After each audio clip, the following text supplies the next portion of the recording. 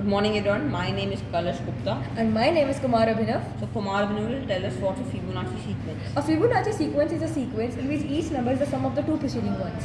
Now let me tell you about my Python project Fibonacci sequence. On Trinket. So this is my project. Can you please scroll up, Abhinav? Just scroll up. Yes.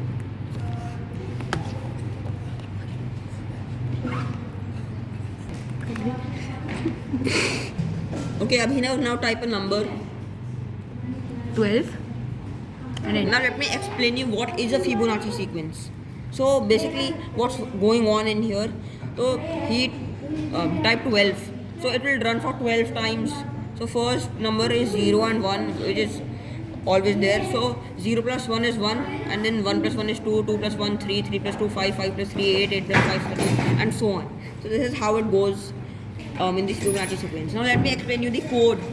So first we make an input, how many terms are there, how many terms we want in the Fibonacci sequence, and this we turn this into integers. Then we make three variables, count, n1 and n2, and if terms is smaller or equal to 0, then print please enter a natural number.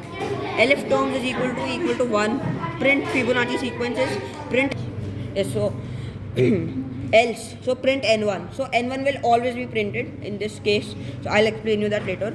So first print Fibonacci sequence is, so this will always be there, okay. Then while count is smaller than terms, print n1, as I already told you, it will keep on printing. And then we make another variable nth, which is n1 plus n2, and n1 is equal to n2 after this runs, and n2 will turn into nth, and count will increase till count plus 1 till the time it's equal to or smaller to the number you type. Thank you.